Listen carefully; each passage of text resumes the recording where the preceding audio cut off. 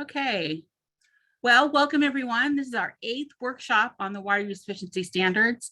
It's been a while since we've met. Last year we met at the end of the year. I think it was November then we met the last time. And this workshop is just going to give an overview of what's happened since then and where we are with the standards, and take a deep dive into some of the CII information. And then we're going to do some breakout groups on 3 different topics, so you can choose your own adventure. And with that, there's the agenda right there.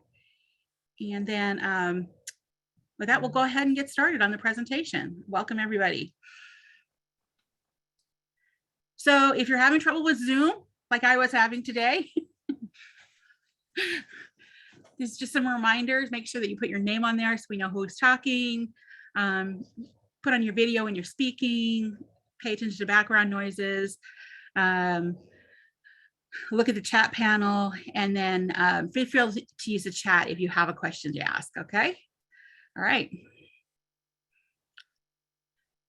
We wanted to just go over some survey results that we got, which steps are ones that people have the most concerns or questions about. And 2 of those are the mixed use meter and the classifications for CII. So those are something we're going to dive deep into today. And we have Lisa from CalUp here to give a really good presentation on what what DWR is proposing currently. So, okay, next slide, please.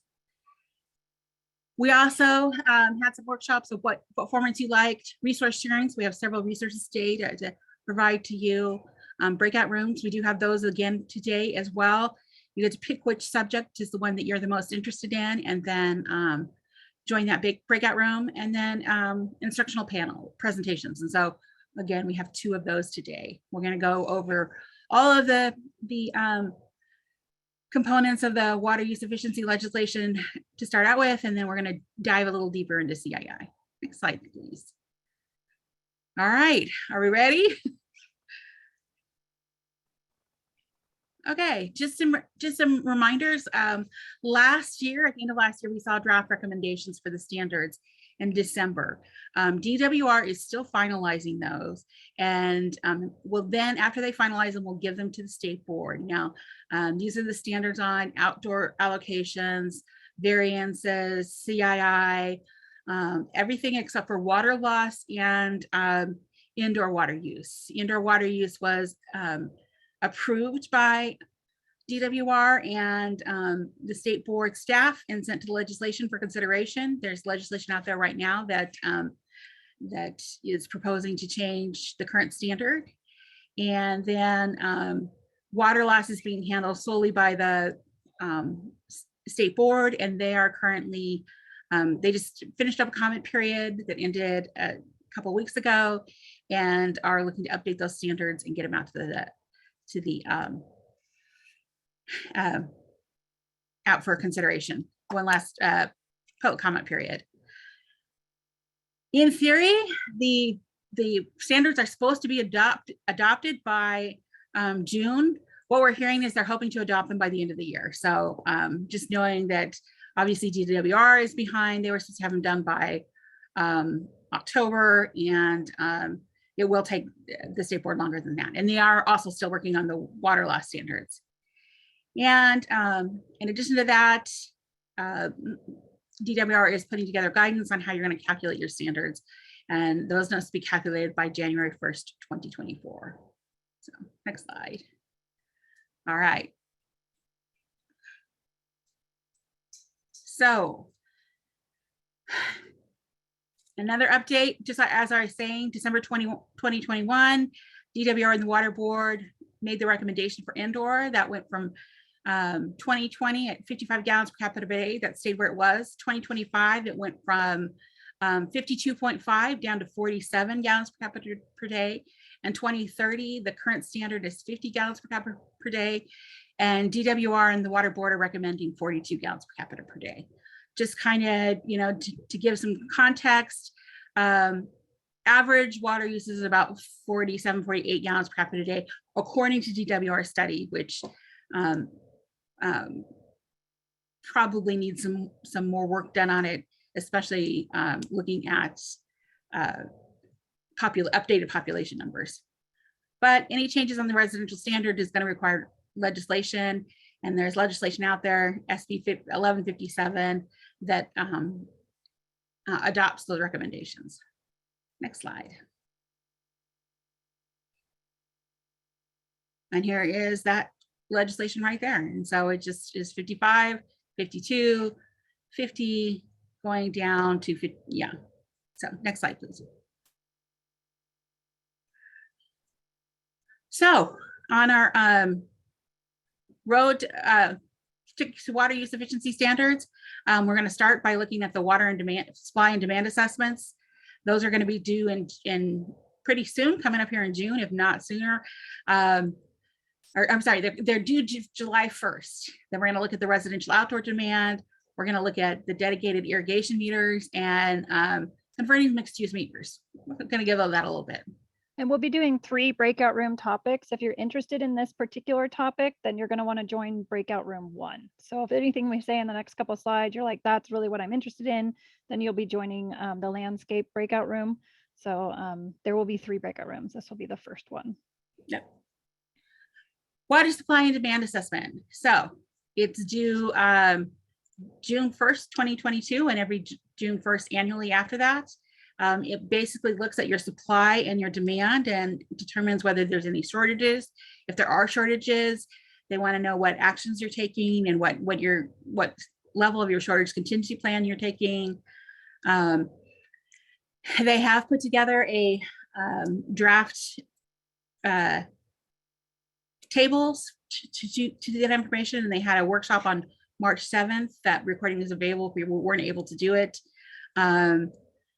Again, one of the things that we had requested that they do, and they paid attention to us, and we're happy about that, is they went from a monthly reporting to a annual reporting, which we think is more reasonable, especially when you're looking at the variability that can happen on a month-to-month basis. Next slide, please. Residential outdoor standards. So the residential outdoor standards is the calculation that's going to be used to calculate what the state is defining as efficient outdoor water use. It is by legislation supposed to follow the principles of UWUO. And so what DWR has recommended based on their studies is that they've put together landscape measurements. They'll be providing evapotranspiration data using spatial SEMAs. And if you're not familiar about what that is, that's basically telling you how much water that you need to apply to different plant types. And then effective precipitation as well. And so, how much rainfall did you have and how much did that decrease the amount of watering you needed to do? And then they adjusted by an ET adjustment factor, ETF, that defines how efficient the landscape must be. What they're currently proposing that there will be a 0.2 ETF through 2029, dropping down to 0.65 beginning in 2030. So 0.8 is kind of a mix of turf and plants, and 0.65 heads more into the more water efficient plants direction, and using more efficient irrigation like drip and other things. So as I said, the outdoor standard equation is going to be the adjustment factor times the evapotranspiration times the effective precipitation. Oh, sorry, it's going to be evapotranspiration minus the effective precipitation times your residential landscape area, which has been provided by DWR. Next slide. Landscape areas were put together by DWR and went to water suppliers for comments. A lot of water suppliers supplied comments back to DWR. They only did like 4 or 5 adjustments. They didn't take into account a lot of parcel by parcel information.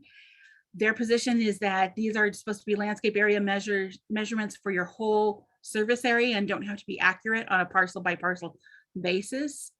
one of the things that we heard from DWR is that even when the land use and your billing system have two different definitions for water use at a parcel, they went with what is in the land use, the parcel information from the county, so that they're consistent across the entire state. So just be aware that if you got your changes back, you may not see a whole lot of differences. And that's because they were only looking at a few limited things. And right now it's DWR is kind of considering these numbers, these areas final. If you wanted to have them look at your numbers again, you need to talk to DWR staff, or you can also develop your own landscape area measurements and give it to DWR. And if you can prove that it's more effective, more accurate than their landscape area measurements, then you can use that instead.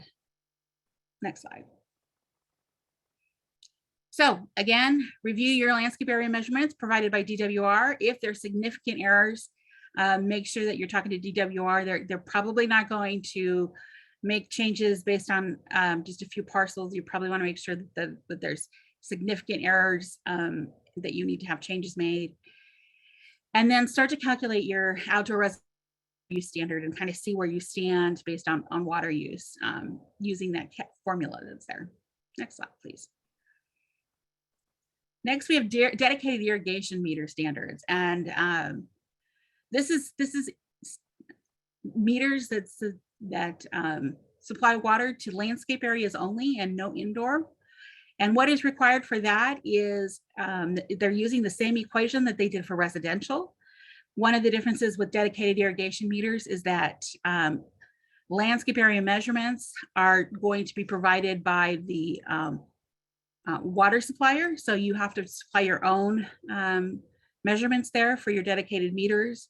And although there is some funding, there is possibly some funding to help you do that coming up in the next year in the budget. So we'll kind of follow that and see how that goes. But you will have to measure, if that doesn't come through, you have to measure your own dedicated landscape areas, multiply it by your evapotranspiration data, and then subtract out your effective precipitation to get your equation for that. Next slide, please. So right now, what you probably want to start doing, remember, we need to have a target calculated by the start of 2024. So you want to be starting to identify and measure all your CII areas, at least identify where they are, and then you can start to calculate what your efficient outdoor water use for those are. Next slide, please. Converting mixed use meters. I'm just going to go over this really briefly because Lisa's going to cover it more in depth later on in our meeting. But they're looking at converting meters at over 5 years, and any meter over 1 acre dedicated, they want to either convert them to dedicated landscape meters or apply other technology. And so there's specific steps you have to take if you want to do the other technology. And they're looking for information about each mixed use meter. So you want to start thinking about that and start collecting that now. So one of the things you do as you start to identify your dedicated meters is also kind of start to identify your mixed use meters. So if you don't have a meter that is supplying landscape area on the landscape only, then it's probably a mixed use meter, and it's probably supplying both landscape and the indoor. And so you need to account for that and make a note of that so that you can identify which accounts you have to look at for this mixed use meter conversion. Next slide, please. So again, here's develop an implementation plan and schedule to identify the mixed use meters, and then put together a compliance pathway that you can get these converted or use in lieu technology within 5 years. Next slide. Okay, so we've gotten steps 1 through 4 down. I'm going to just pause briefly. Does anyone have any questions right now, or do we have anything in the chat?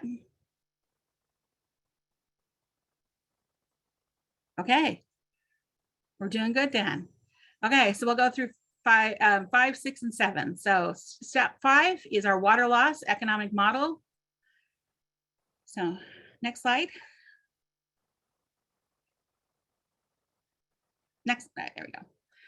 So on December 24th, as a Christmas gift to all of us, the state board released their updated water loss model and kicked off the rulemaking process for the water loss efficiency standard. There was a 45-day comment period, and a lot of people commented on the model.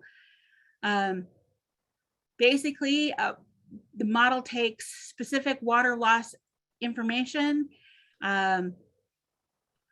apply some factors to it, and comes up with a gallons per connection per day or gallons per mile per pipe that you need to meet in order to meet your water use efficiency water loss standard. Next slide, please. So just kind of how to keep up with those water loss standards. Right now, we all have to, all retail water suppliers need to submit their annual water loss audits to DWR on an annual basis. You need to start looking at your numbers from 2017 to 2020 and see if there's any outliers, any really high or really low numbers, or anything missing between 2017 and 2020. And then start to review that economic model and provide adjustments if desired. And you can do that up through, I believe it's early 2023 or 24. I'm sorry, the date is slipping my mind, but they have a date in there that you have to, there you go, right there, July 1st, 2023. You have to submit that information to DWR. So, okay. All right.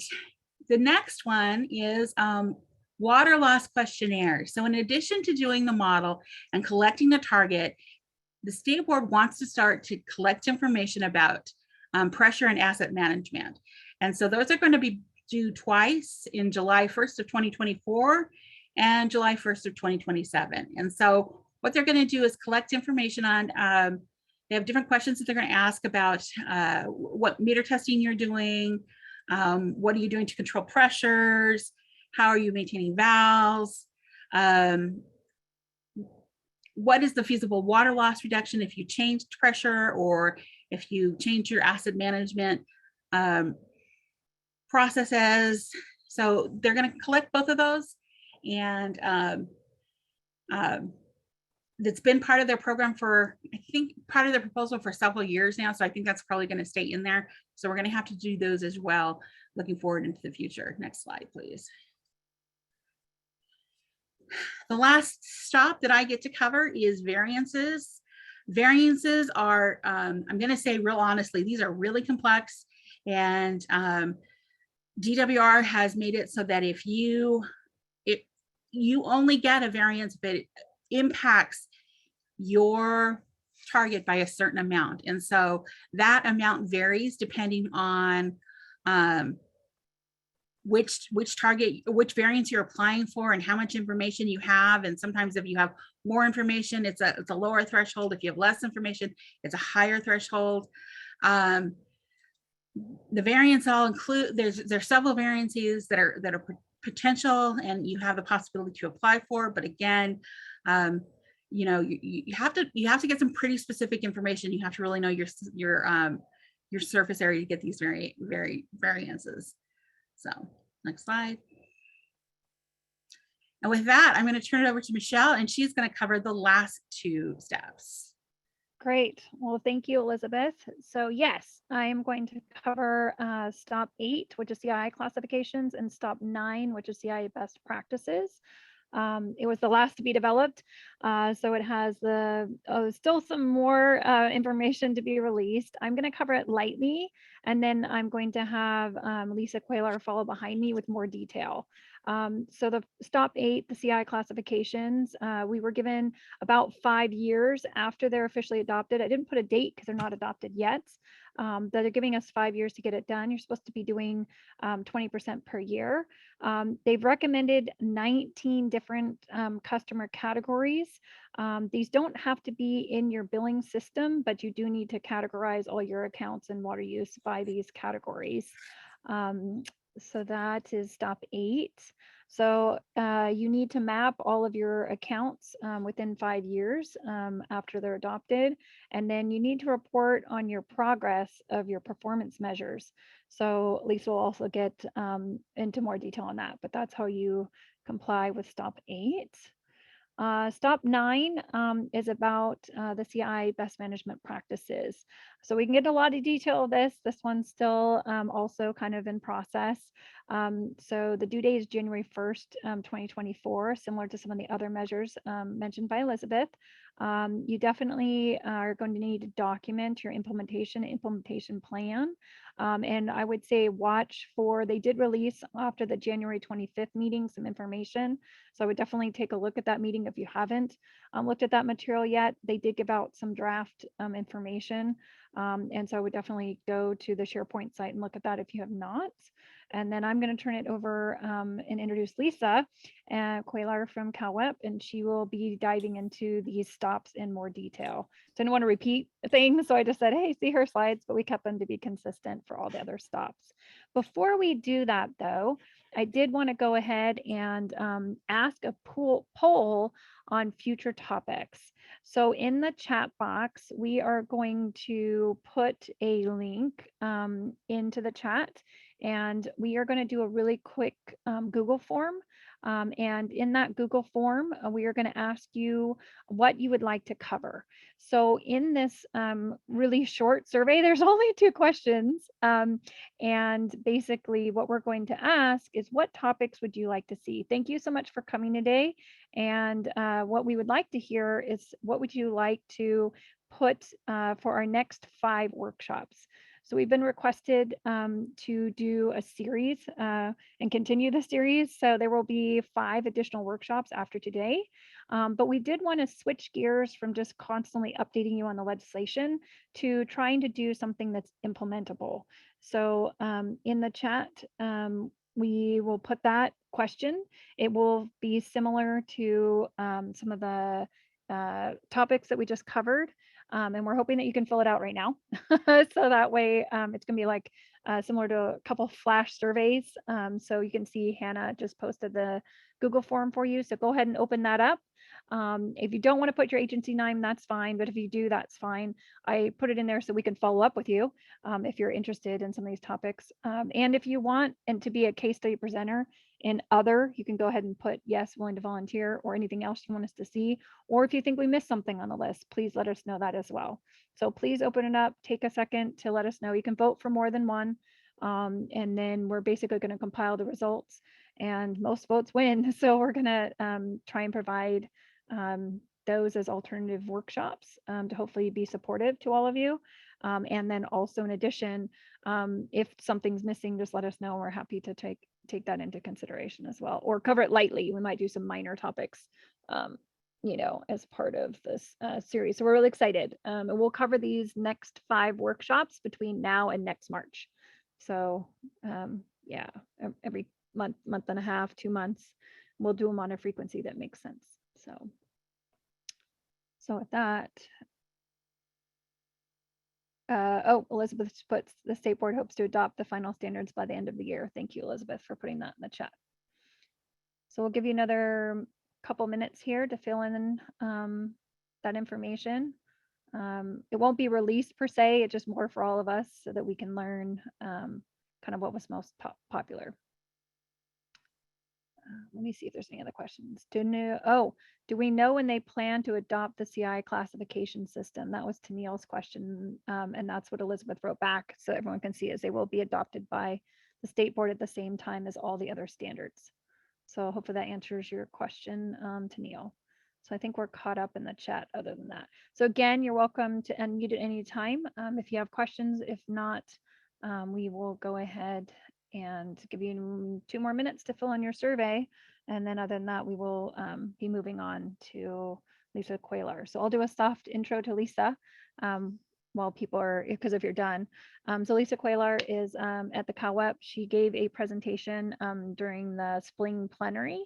And I saw that a bunch of us saw it and we're like, yeah, that would be great to bring back to this group as a supplement, because she's going to dive into the CI ones. Why the CI ones? It's the last one that came out. So it's a short summary of the January 25th meeting. So if you missed that meeting, this will be a great recap. And then if you want more detail, you can also hop on the SharePoint site and get all the standards. So Tennille, for your benefit, all of the standards that came out on the SharePoint site are already there. And that's what they're still taking comments on and then hopefully adopting, or soon, we'll see. All right, the final packet is still pending. I think that's an executive review at this time. Okay, so with that, I'm going to move on. Thank you for everyone that took the poll. Hopefully you fill that in. That would be really great. And I'm going to turn it over to Lisa. Great, thank you so much, Michelle, and thanks for inviting me today to come and talk about DWR's recommendations related to CII. So I'd like to start, I didn't see a lot of names of folks who attended our spring plenary, so hopefully this isn't a repeat for a lot of you. Anyway, you might have heard this before if you did happen to catch CalWEP's plenary back in early March. So on that note, I'll jump right in. As a reminder, the urban water use objective is comprised of these 4 elements. So indoor use, outdoor residential use, CII landscape, water loss, plus variances, plus recycled water. But for today's discussion, I'm going to focus on CII landscapes. Next slide, please. Before I begin, I just wanted to make everybody aware that CalWEP members are able to log in to our website and get access to a few resources. So last year we launched the What the Framework blog, which we updated every time DWR had a work group meeting. We summarized what was discussed, presented by the board or by the state, and then we keep the blog updated with important dates, etc. So related to the rulemaking process. So if you are a member, I encourage you to log in and check that out. We also populate a calendar with important upcoming meetings related to the rulemaking. Next slide, please. The calendar actually lives here on our framework resource hub. We also, so this is separate from our blog, but related, again, lives on the CalWEP website, and there's the link listed below. One thing that we do is anytime DWR posts materials, reports, agendas, etc., we download that information and post it to the framework resource hub. So again, another location where you can go and get resources related to the standards. Next slide. All right, so now we're going to dive into some specifics. As Michelle noted, the information I'm going to share with you all is information that was presented at DWR's work group meeting on January 25th. There's really a lot to unpack with CII, and so we've done our best to try and distill the really important milestones related to standards and performance measures. I'm going to apologize in advance if it seems like I'm throwing a lot of information at you. It's just the way this particular standard was written. There's a lot of elements, and so I'm going to spend the next couple of minutes just breaking that down for you, and I'm happy to answer questions if you need me to clarify any additional or any of the points I share with you today. Okay, next slide. Oh, and actually, before I dive into the content, I did want to note, and I think this has already been said, but this is an ongoing rulemaking process. These are recommendations that DWR provided to the board, but board has final approval. So they could change slightly from what has been recommended. So these are just recommendations at this point, are subject to change, but in preparation for what's coming, I think it's important that you stay abreast of what has been recommended thus far by DWR. So in November of last year, DWR provided a recommendation to the board regarding their preferred CII water use classification system. And then the last three recommendations here, these were presented in January of this year. So minimum size threshold for converting CII mixed use meters to dedicated irrigation meters or equivalent technology. And then technologies that could be used in lieu of requiring dedicated irrigation meters, and CII water use best management practices for those CII accounts that maybe don't meet the threshold for CII or dedicated irrigation meter conversion. So I'm going to break these out in a little more detail with the next series of slides. Just a quick note, I think Elizabeth already covered this, but the recommendation for CII classification is that there be 19 categories, and those are based on NAICS codes, and some optional customization can be included that uses land use designations or APNs from the county assessor's office. Next slide. So the first recommendation to come out of the January 25th meeting was the threshold for converting mixed use meters. What DWR is recommending is that any CII account that has more than 1 acre of aggregated irrigated landscapes qualify for dedicated irrigation meter, or I should say MUM conversion to DIMS, or I should have put on the slide / equivalent technology. So if there's an equivalent technology that exists that is able to perform the same function as a dedicated irrigation meter, meaning being able to report volumetric water use directly to the water supplier, then that would qualify as well. Next slide. The board did include another recommendation if a water supplier decided that they were not going to move forward with installation of a dedicated irrigation meter at a CII account, perhaps because it's just not cost effective, or there's some insurmountable barriers related to the site. There is an option to deploy in lieu technologies as an alternative. And again, this would be for sites that have greater than 1 acre of aggregate irrigated landscape. And at the January 25th meeting, DWR did provide some examples of what would qualify as a type of in lieu technology, and they're listed here on the slide. So water budget-based rate structures, or water budget-based management with no rate structure, hardware improvements, remote sensing, or other technologies that could meet the burden of proof, the burden of proof being that water use efficiency is improving at the site.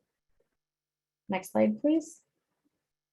And then lastly, DWR provided a recommendation around CII best management practices. There's some specific requirements related to segregating out CII accounts, like your top water users.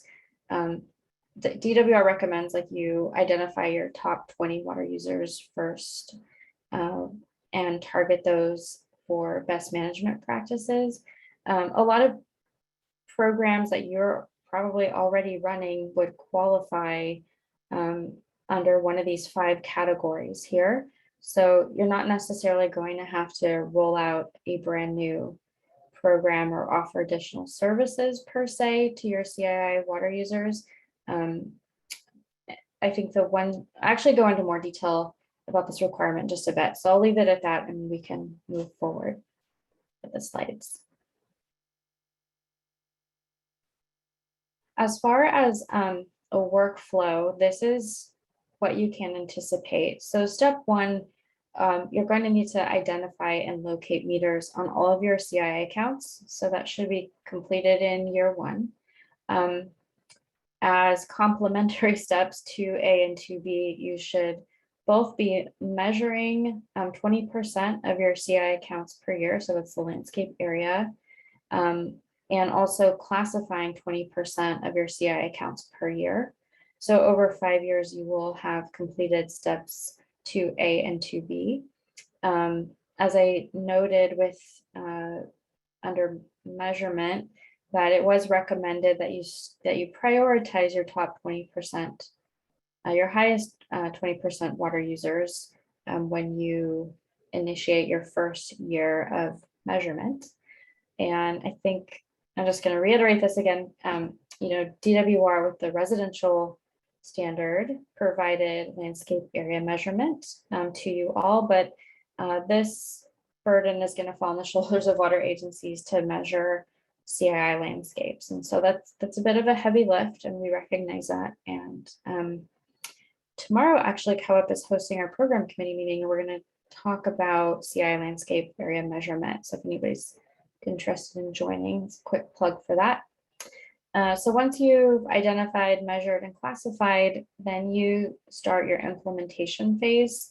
So this would be installing dedicated irrigation meters or an equivalent technology, or moving forward with performance measures, and that includes both installation of in-lieu technologies and best management practices.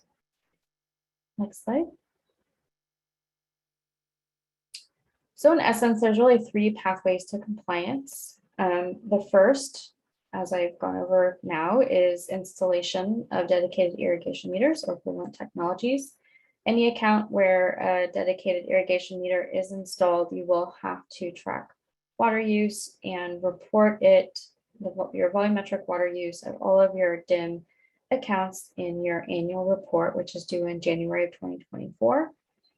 If you opt not to install dedicated irrigation meter, then you would move over into the performance measure categories of compliance. So again, you can install an in-lieu technology or I should say, and deploy CI BMPs as well.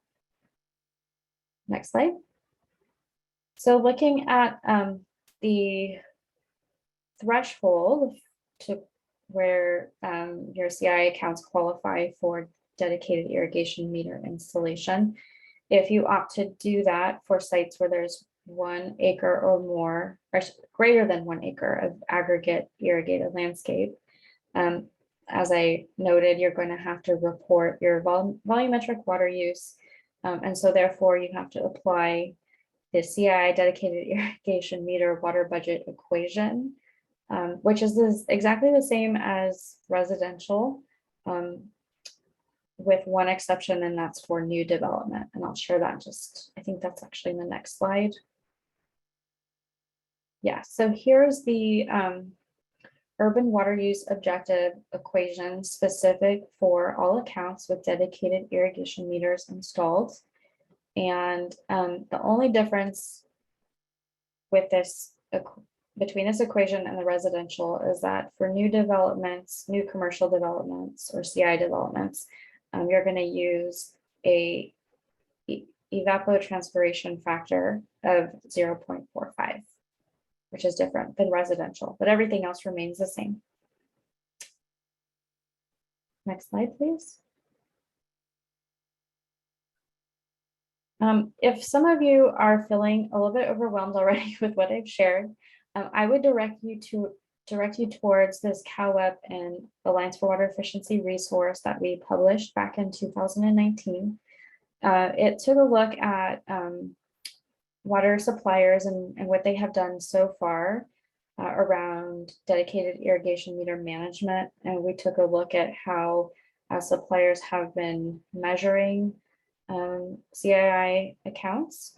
And so there was some really good cost information, information that says here which approach is most time consuming and costly versus not. It's just kind of a comparison of different approaches you can take to measure your landscape. So I would direct you here if you're just beginning and want some background / anecdotal information about what others have been doing across the state. Next slide. Almost done. I feel like I'm taking up a lot of time here, but there's a lot of information to share. So we're going to just go through in lieu and BMP performance measure requirements as recommended by the board. I think there's some, Michelle, if you can click the next, yeah, there we go. So for in lieu technologies, if you opt not to install dedicated irrigation meter or equivalent technology, you can install your in lieu technology. You have to demonstrate improved water use efficiency, and you're also required to deploy companion BMPs that support the in lieu technology. So that could be something like increased communication to help your CII account holder access their water use data. That could be like a companion BMP with some in lieu technology. Only qualitative reporting is required, so you don't have to track volumetric water use at the site. You just have to report on progress that's being made. And then next is CII BMPs. So I already shared with you the 5 categories, and again, a lot of you are probably already have programs in place that would qualify. DWR is recommending, however, that you segment out your CII water users by identifying the top 2.5% of individual users and the top 20% by sector, meaning of the 19 classification categories, who are the top highest 20% water consumers within each of those classification identifiers. I believe I got that right. Michelle, correct me if I'm wrong there, but I think that's what's been proposed. Yeah, it's a different groups. Yeah. You're just targeting the largest water users, essentially. Yeah. Exactly. Targeting. That's a short way of saying it. Which makes sense. Yes. Yeah. And you also have to develop an implementation plan. Depending on which BMPs you choose, you will detail out what those programs and services look like. And again, your progress will get folded into qualitative reporting, not quantitative volumetric water use like you have to do for accounts with dedicated irrigation meters. And I think I have one more slide left, so please bear with me. Go ahead, Michelle, thanks. So just to recap, your annual water use report is due in January of 2024.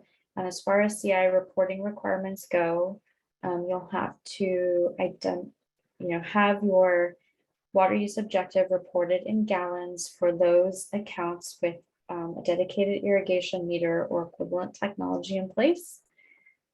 And then you will also have to report on implementation or progress towards implementation of installation of in lieu technologies and best management practices, as well as progress made with classifying or reclassifying your CII accounts. And I do believe that is my last slide. Yes, it is. Well, thank you so much, Lisa. So we are going to do 2 things now. We are going to first see if there's any questions. I know that was a lot of information. You will be getting 2 things to help you. 1, you'll be getting a copy of these slides, and 2, you will be getting a copy of the recording, so you can go back and listen to it. I know it's a lot to digest, but hopefully this is a good summary for you. We had about 5 months of materials to cover, and so we did it in a little under an hour, about 45 minutes. So any one of these topics could be, expanded in depth, and we realize that. So what we have set up for you is some breakout rooms. We're calling them Choose Your Own Adventure because you guys can pick your own topic.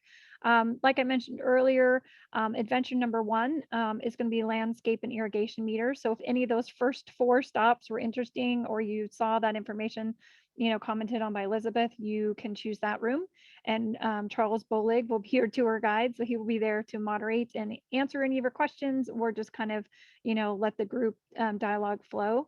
Adventure number 2 is commercial. I will be joining Lisa Quaylar in that group as your tour guides.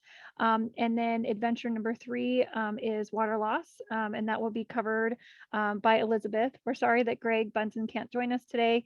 He was supposed to join us, but he was unable to make it. So Elizabeth will be coming in that room for you. But Greg Bunsen from Sac Suburban and also Amy Talbot are also really great and strong in this area as well. If you have additional questions as we navigate through this, Amy has joined us on previous workshops as well. So with that, I want to open it up to the floor. So those are like choose your own adventure. We will do that in a minute. Then we will come back as a group and do share outs from each room. And then we will have a wrap up. We're going to talk a little bit about drought and a couple other things at the end of the workshop.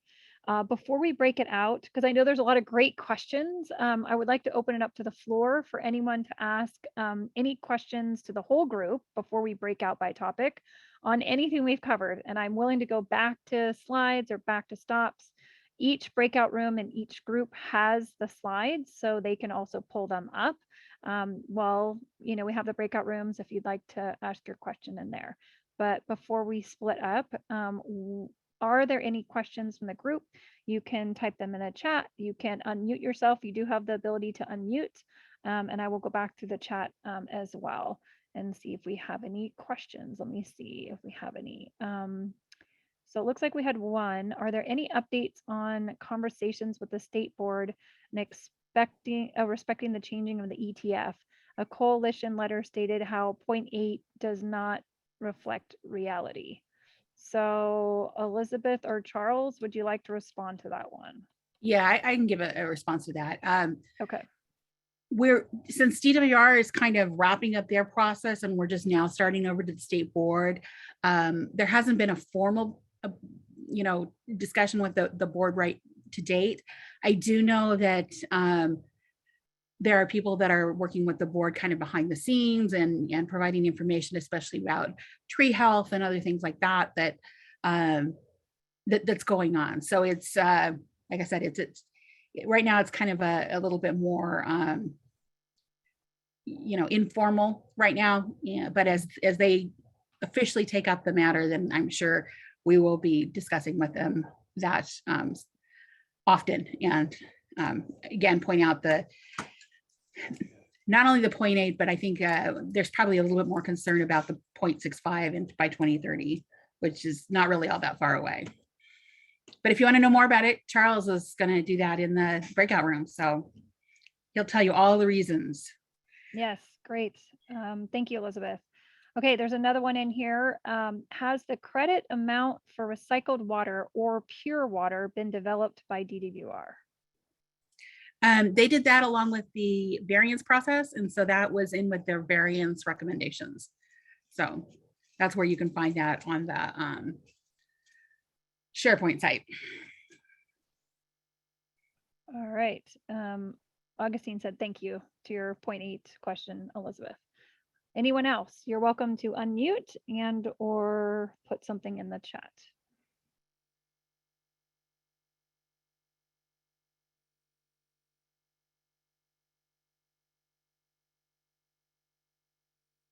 I'm always pausing to allow people time to unmute too. So, all right. Well, with that, we can, I guess I didn't see any additional questions, so I'll go ahead and allow us to do our breakout rooms. So you're currently unassigned. You can go ahead and choose your own room. There are 3 choices. So if you scroll down, there will be a breakout room box appear. If you scroll down, then you can go ahead and join. So there's landscape and irrigation meters, there's commercial, and again, there's water loss. So again, if you scroll down, there'll be a little blue button that says join. You can go ahead and join and we will meet you there. And we will have about 30 minutes in each breakout room. So we should have a good time for discussion. Then we will come back together and do a nice share out. So go ahead, pick whatever topic seems to be a good fit for you and look forward to connecting with you there. And if you are having trouble joining a room, just shoot me, Hannah Braun, a message and I can assign you. And it's going to stop sharing my screen, Hannah, when I join too. Yeah, that's fine. I'm gonna pause the recording now. Okay.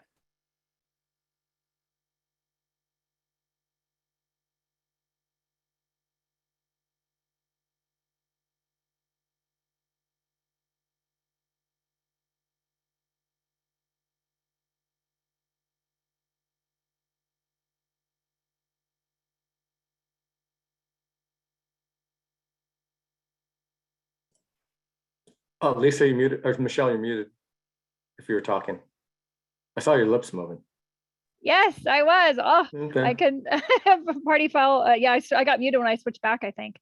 Yeah. So welcome back. Thanks so much for doing the breakout rooms. And we hope you had a great discussion. We tried to make it a little on the longer side because I've heard a lot of comments.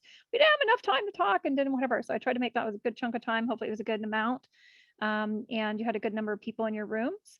So we had 3 rooms again. Adventure number 1 was landscape. And so that would be Charles. So we'll go ahead and switch to his update. So go ahead, Charles, you're up. Yeah, thanks.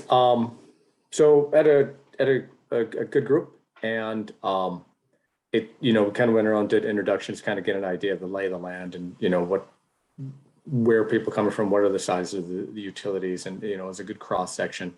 You know, there are water utilities that, you know, have an army of one or army of none, and then first, you know, a size per se. You know, there's fair amount of discussion and that we went around the ETO that is going to be given to these water utilities. We then also talked about sprinkler or I guess water distribution, how effective it is, and being able to get the water where maybe where there's overhead spray or drip, and how that's, you know, made it into that original number that we're getting of an ETO of 80%, so that you get your plant factor and irrigation efficiency kind of all wrapped in one. I did talk to the team about the little, I guess the little calculator that's coming out by the State Water Resources Control Board, talking about the putting together the 3 components and seeing how do you measure on up. Because we all know that we do have to report on an annual basis to the State Water Resources Control Board or water use, and they're taking that and put in this calculator, and then you can put in your population and, you know, and put in the people. But as I mentioned to for our group, that I've had a sneak peek of it, and the effective precipitation is something to monitor closely. And some of you have heard me, these people in my group, and others and other calls I've been on, is that the numbers that I've seen that have come out from the State Water Resources Control Board on our wettest year recently, they gave us effective precipitation of 5 inches. However, on a very dry year, the beginning of this current drought that we're in, they gave us 7 inches of effective precipitation. And I have no idea how they did that, because that makes 0 sense. Because anybody that's out there getting dirt underneath their fingernails, and those of you who remember the great Dave Langridge that used to work at East Bay Mud, he said these people never get dirt underneath their fingernails. And I like to use that phrase because they're making regulations, but they never, you know, go out there and put a spade in the ground. So there's a fair amount of conversation about that, keeping an eye on it, how to look at it for their properties. There's also issues at, you know, your measured area that you receive from the Department of Water Resources from the landscape area measurement. Was it correct? Checking out, kind of making a determination on that. We did talk about dedicated irrigation meters on the CII component. And there were, you know, there's a few of us in there that said it's going to be bloody expensive to install a dedicated irrigation meter for those sites that are over an acre of irrigated area. We talked a little bit about, you know, how do you start to analyze it? You know, because some of these, you know, as I mentioned, in an army of one, they don't necessarily have staff that work on this on a regular basis. So how do they get ahead of the curve? And we talked a little bit about, you know, starting to analyze data and look for diagonal curves to see those sites that are using a lot of water in the summertime versus winter. But you still have to be concerned about if there's a cooling tower or other processes that may go on. And then that led into the definition of processed water in the CI sector, which we were all told at our last meeting, like, oh, you know what that is. And I was like, kind of, because I use the example, I'm like, well, at a restaurant, is an employee going to the bathroom considered processed water, or only processed water when a guest goes to the bathroom, or neither? Or processed water only when they're using the dishwasher, or somebody washing their hands? So there's a lot of like nuances and I guess liberties to decide what is a processed water. And remember, you know, it came on they said it very nonchalant, like, oh, you guys know what that is. I'm like, I guess it's very clear if they're taking our water and turning it into a can of pop, but then again, we don't know how many cans of pop they make. Hey, anybody be able to tell where I grew up when I say can of pop? Anybody? Going once, going twice? Michigan. Minnesota. Midwest. somewhere, Minnesota, yeah, Clay, yeah. you win. Ding, ding, ding. All right, Clay. I had a chocolate bar that I had to give out at one time that Michelle and I were at a conference. Yeah, that was a Cal Lunch. plenary or Yeah. peer-to-peer. Cal Oh. peer-to-peer. Yeah. Yeah, oof. I was right on after lunch moderating. I thought everyone's gonna fall asleep. So we have some chocolate bars from Sony. Lisa, did I get those from you from CalWeb? Mm-hmm. Is Yeah, that- it was a that's Cal it? Web thing. Yeah. Yeah. So anyways, sorry, I digress. We'll process water. We're back to that one. So that was a big conversation surrounding on that one. That's going to be a bigger conversation going forward. And then we're talking about, is it actually are we going to get water savings just from the installation on the going back to the CII sites? By just installing that dedicated irrigation meter, you can actually see water savings. And then, and as Debbie, pointed out, and or maybe one of the other people, but Debbie was saying, who's going to pay for it? And is that going to be the customer paying for that installation of that dedicated irrigation meter at that site? Because water utilities aren't going to do it for free, or are we expected to do it for free? And as Debbie said, for her area, it's a big chunk of change. And then I know Lisa, you've already given some great stuff from CalWeb about where the years of that, hopefully that 10% or 20% savings based on that meter size that they intersect before you run out of graph space, per se, going out there for the next decade. So that was a concern. And I think that, Lisa, that might be a good one to share with the group here of your work, because that was good stuff. And then, one of the final ones, kind of wrap it on up, is, some of these smaller agencies that don't have staff, don't want to be spending time doing a bunch of paperwork. That paperwork's not going to, and reporting is not going to get you any water savings. If you do have a limited staff, they actually need to be out there working with their customers. So we did have, good conversation, kind of, went around, a lot of like the challenges that are going to be out there, and how we're going to, meet these challenges and be successful. Because, $1,000 a day is not too bad of a fine. But when we're in drought, and we're probably in the drought for the next 150 years, I'm Mr. Doom and Gloom right now, that turns to $10,000 a day, right? And then that's a bigger fee to have to pay for the state. So that was adventure number one. Hope everyone enjoyed it. So Great. Well, thank you so much, Charles, for volunteering and for being here to be a host. And if people have questions, Charles is at East Bay Mud, and you can reach out to him, and we'll probably invite him back at some point, for part 2, if you guys voted on the Google form. It's not too late to vote on the Google form if you join late in the chat. Hannah can maybe post again. There's a Google form based on topic. So if you did not get a chance to fill that out, just one more plug to go ahead and fill in what topics you'd like. And if you want more deep dive in landscape or meters, let us know. And we're happy to do more on that. Thanks, Charles. Okay, so the topic number 2, adventure number 2, was commercial. I was joined with Lisa Quayler. We had a good group in our room as well, and lots of great topics and questions, and we just kept flowing from dialogue to dialogue, so it was mostly question and answer. But go ahead, Lisa, you want to start us off with a summary? Yeah, definitely. And then Michelle, if I missed something, if you could Sure. backfill for me, that'd be great. And before I dive in, since Charles brought it up, I should share with you all that, CalWeb, we used to be the CUWCC, and we had at one point developed a feasibility tool. I think I shared the results. So the feasibility tool was used to look at CII parcels to assess when it became cost effective to install dedicated irrigation meter.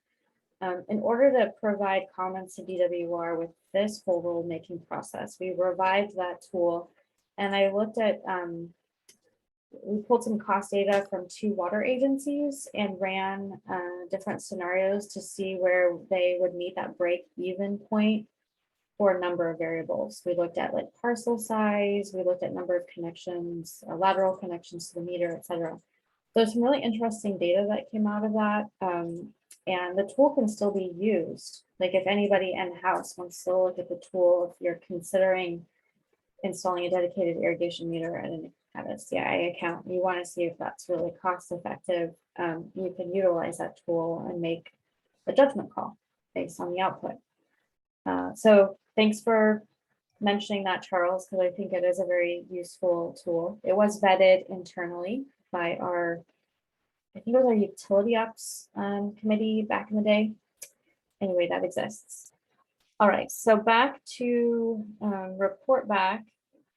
Clearly the CII standard and performance measures is just layered with lots of provisions, requirements, etc. So we couldn't unpack all of that in 30 minutes, but one thing that I keep hearing, not just in this group, but in other groups, is that some type of roadmap would be helpful, that kind of simplifies in a step-by-step format. You know, once you complete A, then you move on to B. Once you complete B, then you have the options of C and D. So something that is just a little bit more user-friendly, easier to digest, some type of roadmap, decision tree would be useful.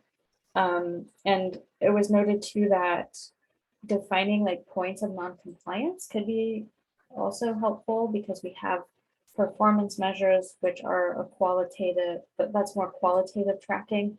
And then you have your water use standard, which is quantitative tracking and reporting. So maybe just distinguishing where, when you would fall out of compliance, kind of demarcating that threshold could be helpful. Then we moved into CII parcel landscape measurement and just the cost of that. So what is, the question was like, what's the unit cost per square foot? And unfortunately, we don't have that answer. And Michelle and I talked about how we might be able to get some cost information, pull some cost information together. I'm going to point to the CalWeb DIM report that provides some anecdotal information about what was most cost effective when it came to CII landscape area measurement. We talked about that there's a few consultants that are working in this space, one being Eagle Aerial. They're developing a CII water view portal, which will help agencies characterize their landscape area, on a per parcel basis. And then Land IQ is another consultant, Waterfluence is another consultant. And then a lot of folks just use like in-house interns and maybe with supplement interns with some consultant time to help with landscape area measurement. And then I definitely want to call out to Nil from OTE, her suggestion about matching similar water agencies with one another so that they can, idea share and talk about their challenges, which are probably similar from a very high level. Which supplier has mostly residential, which has like a 50-50 split between commercial residential. Could we group folks that meet those same characteristics together and let them have a conversation? Could be very productive conversation, very fruitful, just around idea sharing. And I thought that was a fabulous suggestion. I'm gonna take that back to our CalUp program committee meeting tomorrow and see how others feel about that. Michelle, anything else? I did have one more comment to add. We had an interesting comment from one of our group members that they compared aerial mapping to actually like on the ground boots mapping of commercial landscapes. And they had used a consultant previously and did aerial image mapping, but they have a lot of slopes.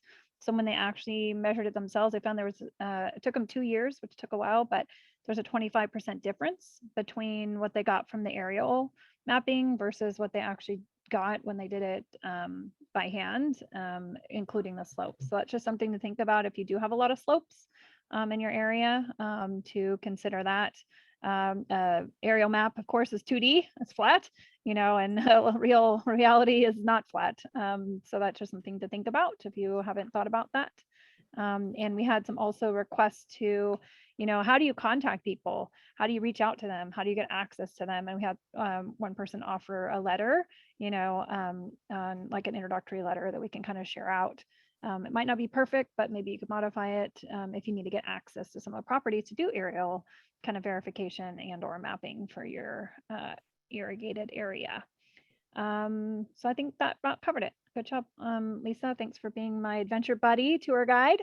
My pleasure. It was fun. Yes.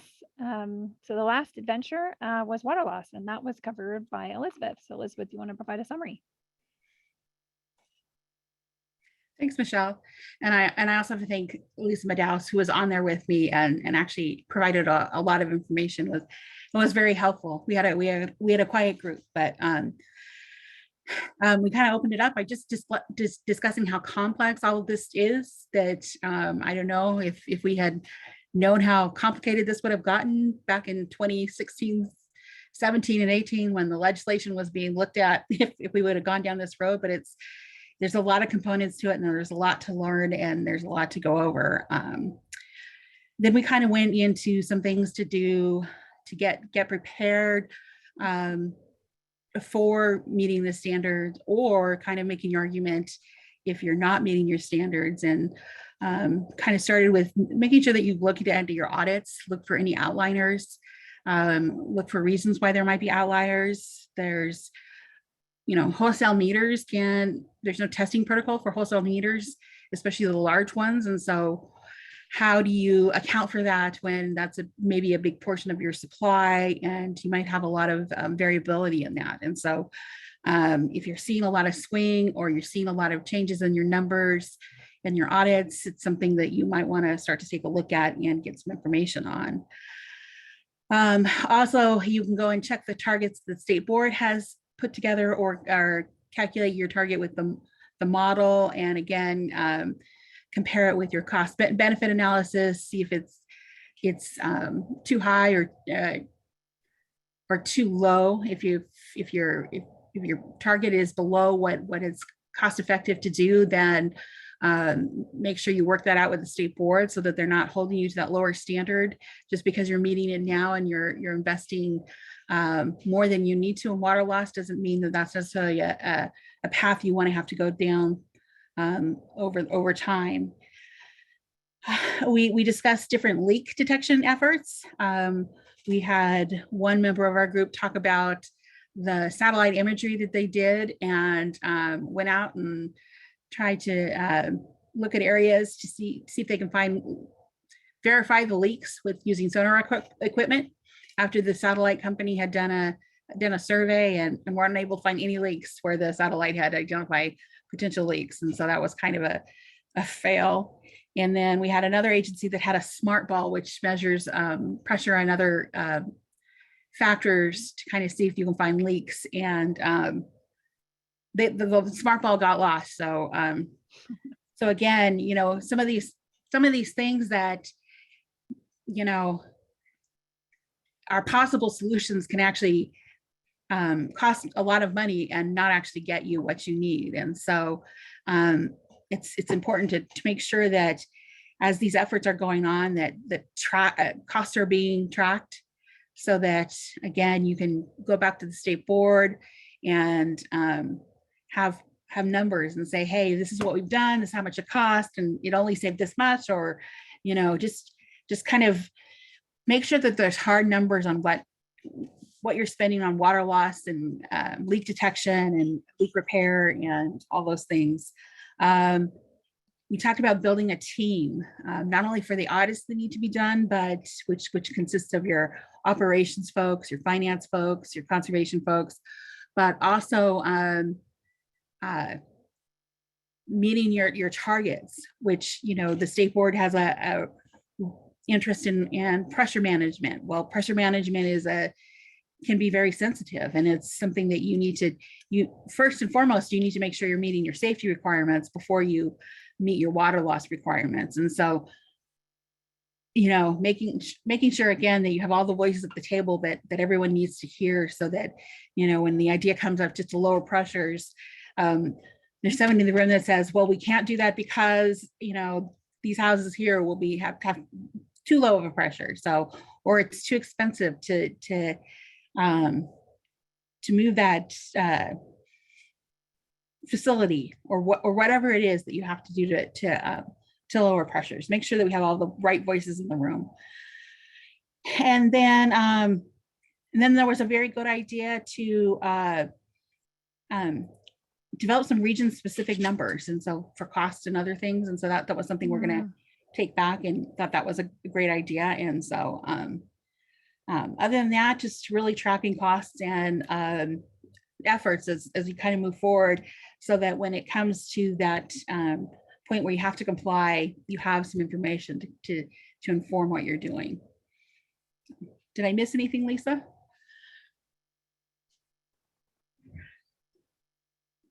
Well, I think she might be on mute. Yeah, sorry, I was trying to find the unmute button. Yeah, I could see she was on mute. Well, she's on mute. Go ahead. Nope, you didn't. You covered We a hear lot. you. Yeah. okay. Thanks. All right. Well, great job. Thank you for all of our adventures and for joining them.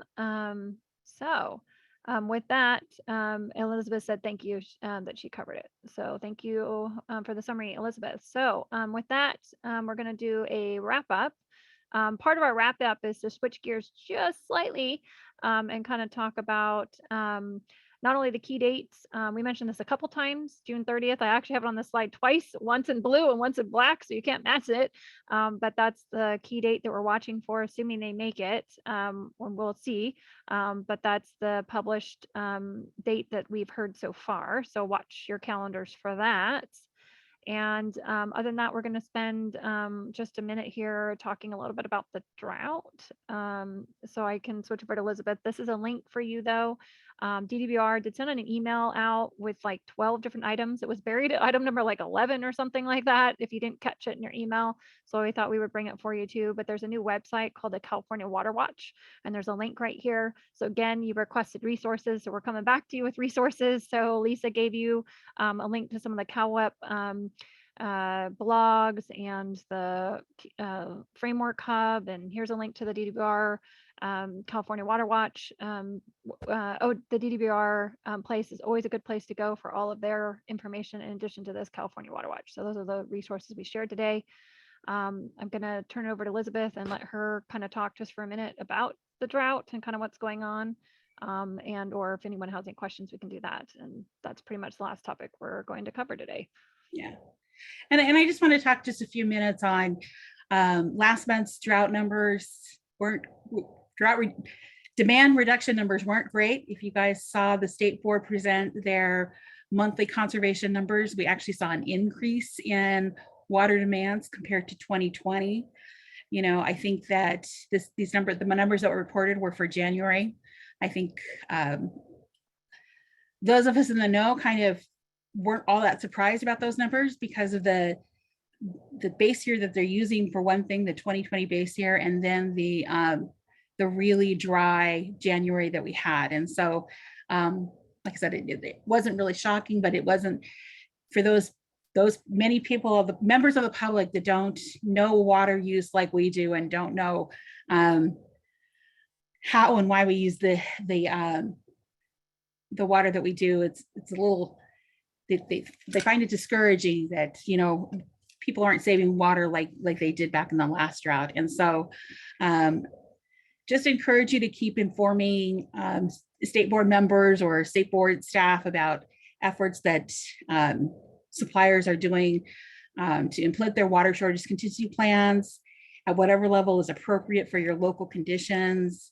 You know, just focus on water supply and demand assessments. You know, what do you have available over the next couple of years, and then you know, Aqua has a website that kind of shows what everyone's doing. That's a good place that you can go in there and put your information in, and if you're a member of Aqua, and kind of let the state know that even though we may not have met their 15% target, it's not because we're sitting down and doing nothing. I think that, you know, even in areas where the supply conditions may not be, not have the same sort of concerns as others, there's still conservation programs going on. There's still conservation messaging going on.